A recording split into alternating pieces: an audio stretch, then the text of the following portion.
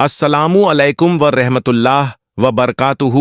प्यारे भाइयों और बहनों, आज हम आपको लेकर चलेंगे एक ऐसे बरकत वाले मौके की तरफ जिसे देखकर हर मोमिन का दिल ईमान और तसल्ली से भर जाएगा। ये वही मौजा है। सोचिए, एक ऐसा चमत्कार जो सीधे हजरत मोहम्मद सल्लल्लाहु अलैहि वसल्लम से जुड़ा हो और जिसे देखकर आप महसूस करें कि अल्लाह का करम और रसूल सल्लल्लाहु अलैहि वसल्लम की रहमत आज भी लोगों के जीवन में प्रकट होती है। इस वीडियो में हम आपको दिखाएंगे वह नज़ारा और बरकत जो देखने वाले की आंखों में इशरत-ए-ईमान पैदा कर देता है। हर दृश्य में आप महसूस करेंगे रसूल सल्लल्लाहु अलैहि वसल्लम की हिदायत, बरकत और अल्लाह की ताकत को, जो कभी केवल इतिहास में पढ़ने को मिलता था, अब आपके सामने जीवंत रूप में दिखाई देगा। तो प्यारे भाइयों और बहनों, अंत तक इस वीडियो को देखिए, क्योंकि यह मौजा सिर्फ देखने वाले को चौंकाएगा ही नहीं, बल्कि आपके ईमान को मजबूत कर देगा और आपके दिल में इखलास और तकवा की रोशनी भर देगा।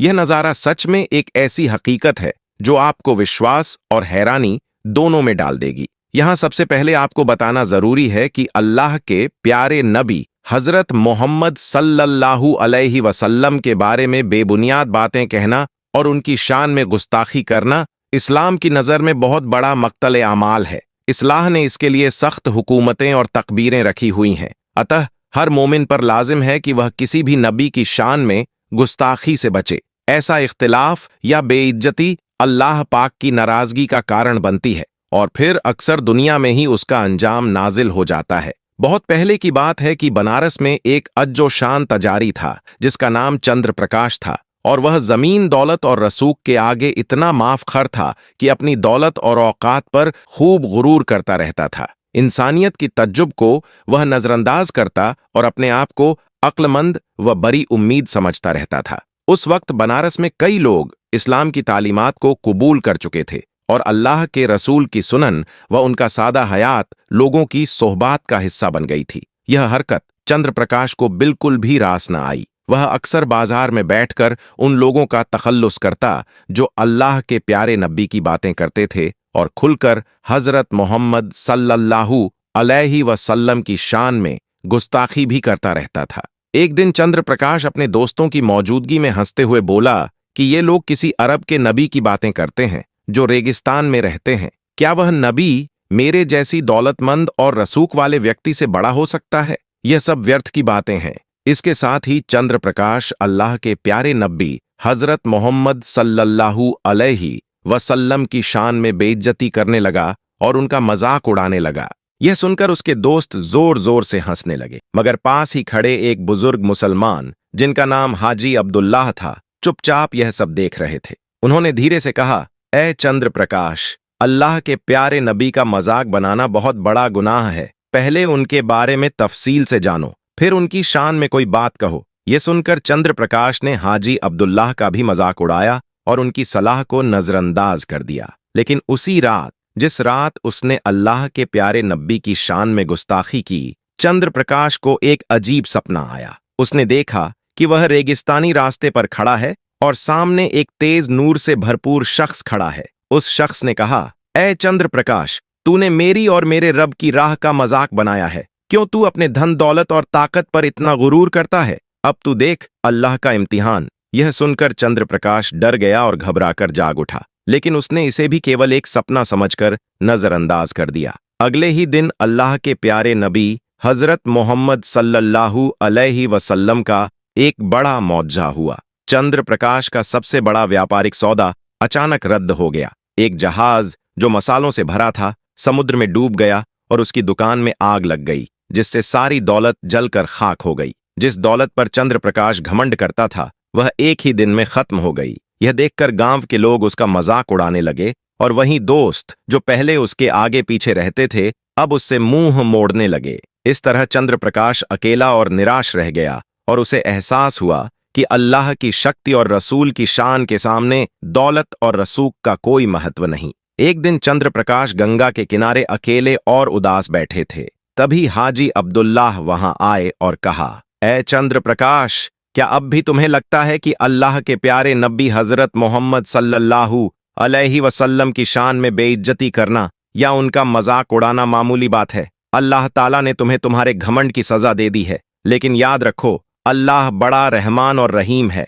अगर तुम अपने दिल की सच्चाई के साथ तौबा कर लो तो बेशक अल्लाह पाक तुम्हें माफ कर देंगे। यह सुनकर चंद्र प्रकाश की आंखों में आंसू आ गए। फिर उन्होंने हाजी अब्दुल्लाह से अल्लाह के प्यारे नबी हजरत मोहम्मद सल्लल्लाहु अलैहि वसल्लम के बारे में सवाल किया। हाजी साहब ने उन्हें नबी की दयालुता, सादगी और अल्लाह ताला के साथ उनके नाजुक और गहरे रिश्ते की तफसील से बातें सुनाईं। उन्होंने बताया कि अल्लाह के प्यारे नबी का मर्तबा कितना बुलंद और इज्जत वाला है। यह सुनकर चंद्र प्रकाश का दिल पिघल गया। उसी वक्त उसने पूरे दिल से तौबा की और अल्लाह ताला से गिड़गिड़ाकर माफी मांगी। इसके बाद चंद्र प्रकाश ने अपनी बची हुई थोड़ी सी पूंजी से, यानी कुछ सीमित धन से, एक छोटा सा व्यापार फिर से शुरू किया। इस बार उसने पूरी ईमानदारी और नफसानियत के साथ काम किया और गरीबों तथा बेसहारा लोगों की मदद भी करना शुरू किया। यानी कि अब वह शख्स अल्लाह के प्यारे नबी की हर सुन्नत को अपनाने का प्रयास करने लगा। धीरे धीरे उसके व्यापार में खूब बरकत आने लगी और वही लोग जो पहले उसका मजाक उड़ाते थे अब उसकी इज्जत करने लगे। इसके बाद चंद्र प्रकाश ने बनारस में एक छोटी सी मस्जिद बनवाई जिसमें लोग अल्लाह की इबादत करते और कुरान पाक की तालीम लेते। दोस्तों, याद रखें कि अल्लाह के प्यारे नबी हजरत मोहम्मद सल्लल्लाहु अलैहि वसल्लम की शान में गुस्ताखी करना या उनका मजाक बनाना बहुत बड़ा गुनाह है, जिसकी सजा खुद अल्लाह ताला इस दुनिया में ही देते हैं। लेकिन यह भी याद रखें कि अल्लाह पाक सच्चे दिल से तौबा करने वालों को बेहद पसंद फरमाते हैं। अगर कोई व्यक्ति गुनाह करता है और फिर पूरी सच्चाई के साथ अल्लाह से माफी मांगता है तो अल्लाह ताला उसे माफ कर देते हैं। और यही नहीं, सच्ची तौबा और नेक रास्ते पर चलने से इंसान की जिंदगी में बरकत और खुशहाली आती है। मगर फिर भी आज कुछ लोग हैं जो बिना सोचे समझे अल्लाह के प्यारे नबी की शान में गुस्ताखी कर देते हैं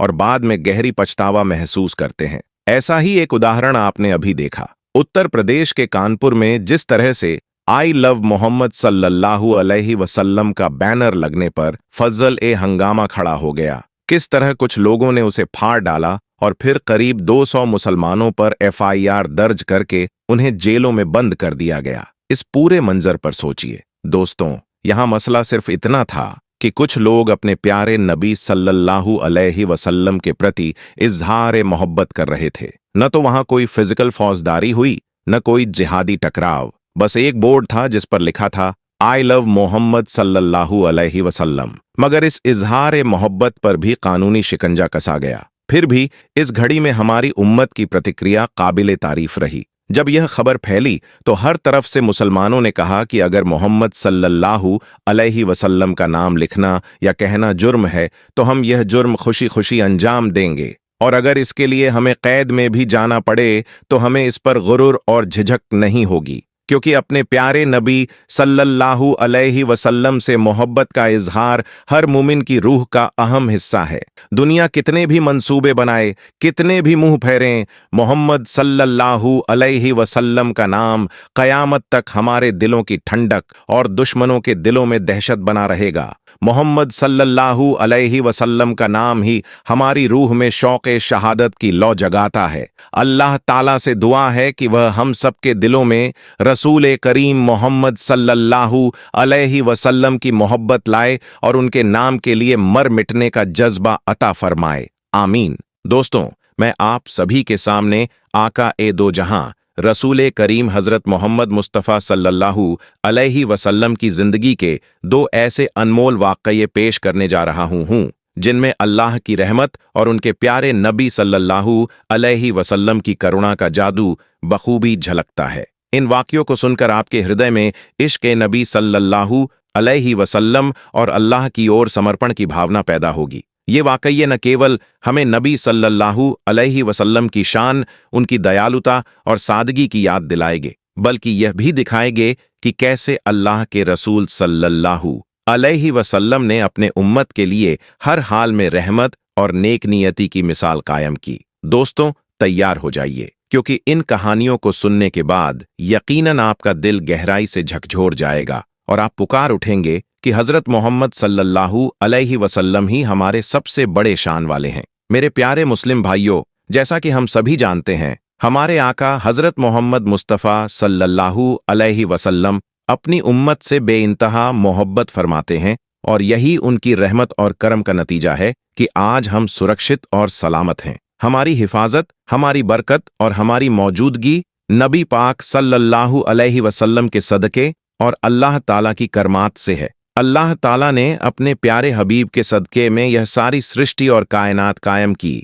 और हमारी रूहानी और दैनीय हिफाजत भी इसी में शामिल है। तो दोस्तों, मैं आप सभी को यह भी बताना चाहता हूं कि रिवायत में आता है कि अनस बिन मालिक रजलाहु ताला ने फरमाया कि मैं अपने बचपन में कभी रोया नहीं। यानी बाकी बच्चे छोटी छोटी चीजों के लिए रोते थे, लेकिन मैं कभी भी रोया नहीं, क्योंकि अल्लाह और रसूल सल्लल्लाहु अलैहि वसल्लम की हिफाजत और रहमत हमेशा मेरे साथ थी। एक ऐसा मंजर हुआ जिसने मेरी आंखों में अश्क भर दिए। अनस बिन मालिक रजियल्लाहु अन्हु बयान करते हैं कि एक बार बदर के जो कैदी पेश किए गए थे, उन्हें हजरत नबी करीम सल्लल्लाहु अलैहि वसल्लम की हजरात में लाया गया। आप लोगों को ध्यान दिला दूं, ये वे ही बदर के कैदी थे जिन्होंने सहाबा इकराम पर बहुत ज्यादा जुल्म किया था। कई सहाबाओं को इनकी जुल्मत से भारी तकलीफ पहुंची और कुछ को तकलील नजर तक हुई। उस हालत में हमारे प्यारे सहाबा इकराम ने उन बंदियों को कड़ी रस्सियों से बांध रखा था ताकि उनकी तकलीफें समझने के लिए उन्हें कष्ट दिया जा सके। यहां तक कि हजरत बिलाल रजियल्लाहु अन्हु ने भी कहा था कि उनकी रस्सियां कस कर बांधो, क्योंकि इन्होंने हमको बहुत कष्ट पहुंचाया है। यह मंजर देखकर हजरत नबी करीम सल्लल्लाहु अलैहि वसल्लम की दया और करुणा का आलम कुछ और ही था। आप आराम के लिए अपनी हजरत से उठकर मस्जिद के अंदर चले गए। अनस बिन मालिक रजियल्लाहु अन्हु आगे कहते हैं कि आधी रात को मेरी आंख खुल जाती है और मैं मस्जिद की तरफ चला जाता हूं। वहां मैं देखता हूं कि हजरत सल्लल्लाहु अलैहि वसल्लम मस्जिद के चारों ओर हमेशा की तरह चक्कर लगा रहे हैं, कभी इस ओर कभी उस ओर। मुझे ऐसा लगा कि आपकी तबीयत में कोई तकलीफ है, शायद आप कष्ट में हैं। मैं बिना देर किए आपकी हाजिरी में पहुंचा और आर्ज करने लगा, या रसूल अल्लाह, कोई परेशानी है, कोई तकलीफ हो तो मुझे बताइए। जैसे ही अनस बिन मालिक रजियल्लाहु अन्हु यह बतलाते हैं, हमारे प्यारे नबी करीम सल्लल्लाहु अलैहि वसल्लम की आंखों में अश्क आ गए और आपने फरमाया कि तुम लोगों ने बदर के उन कैदियों की रस्सियां इतनी तंगी से बांधी हैं कि वे दुख और दर्द से कराह रहे हैं। उनकी आवाज मुझे बहुत परेशान कर रही है और उनकी यह कराहत मुझे रात भर चैन नहीं दे रही। इसलिए तुम ऐसा करना, सिद्दीक़ अकबर रजियल्लाहु अन्हु, उस्मान गनी रजियल्लाहु अन्हु और मौला अली रजियल्लाहु अन्हु को बुलाओ ताकि वे आकर उन कैदियों की रस्सियां ढीली कर दें, ताकि उनकी तकलीफ में कुछ राहत आए और मैं फिर चैन से सो सकूं। दोस्तों देखिए, नबी करीम सल्लल्लाहु अलैहि वसल्लम की रहमदिलता, आप काफिरों से भी बेइंतहा मोहब्बत रखते थे। उन्हें कष्ट में देखकर आप सहन नहीं कर पाते थे। यही हमारी आका की बड़ी शान और रहमत है। और प्यारे दोस्तों, आप ये सोचकर देखिए कि जब आका काफिरों पर इतनी रहमत और मोहब्बत फरमाते हैं, तो जिन लोगों के लिए वह इतनी मोहब्बत और इनायत करते हैं, उनके साथ उनकी मोहब्बत और रहमतमंदी कितना गहरा होगा। और हमारे प्यारे आका ही हमारी रहमत और इब्तिदा के दरवाजे हैं। यह हमारे लिए नाजुक और बड़ी नसीब वाली बात है। इसी इलाही मोहब्बत और रहम की वजह से अनस बिन मालिक रजियल्लाहु ताला अन्हु की आंखों में आंसू थे। दोस्तों, इसी रहम और दयालुता की रोशनी में सल्लल्लाहु अलैहि वसल्लम के जीवन की एक और घटना है जो दिल को छू जाती है। आप सब जानते ही हैं कि कुरैशी मक्के वालों ने आका को बहुत सोगवार किया, उन पर बड़े जुल्म किए, यहां तक कि उन्हें कुरेद कर लहूलुहान किया गया। एक वक्त ऐसा आया जब मक्के वालों ने नबी करीम हजरत मोहम्मद मुस्तफ़ा सल्लल्लाहु अलैहि वसल्लम की हत्या का इरादा कर लिया था।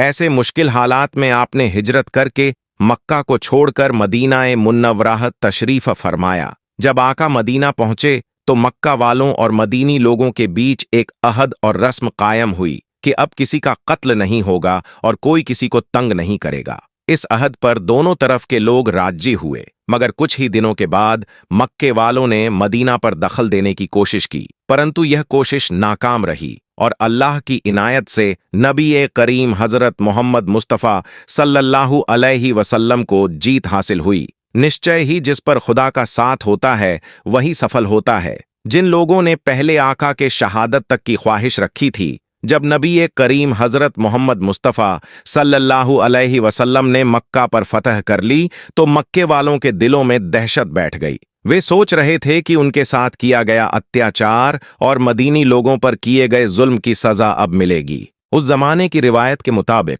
जब कोई कौम किसी जगह पर काबिज हो जाती थी तो वहां मौजूद नौजवानों के सर कलम कर दिए जाते और औरतों व माँ बेटियों को बंदी बनाया जाता तथा छोटे बच्चों को बाजार में बेचा जाता था। यह वह रवैया था जिससे सब तीव्र भय में थे। तो प्यारे दोस्तों, हर कोई इसी बात को लेकर बहुत ही परेशान और बेचैन था कि आज मदीने वाले जीत चुके हैं और अब हमारे नौजवानों के सर कलम कर दिए जाएंगे, हमारी जो प्यारी माँ बेटियां हैं उन्हें बंदी बना लिया जाएगा और हमारे छोटे छोटे बच्चे बाजारों में बेचे जाएंगे। इसी डर और भय के कारण हर कोई अपने घरों में छुपा हुआ था और किसी की हिम्मत नहीं थी कि वह बाहर निकले। लेकिन मेरे प्यारे दोस्तों, कौन जानता था कि अल्लाह के वह महबूब हैं जो यकीनन रहमतुलिल आलमीन हैं और जिन्हें हर एक इंसान के लिए रहमत बनाकर भेजा गया है। वह किसी पर जुल्म नहीं करते और उनकी रहमत हर दिल में होती है। दोस्तों, आका की शान का क्या कहना, कैसे बयान करूं कि किस प्रकार आका अपने उम्मत की भलाई के लिए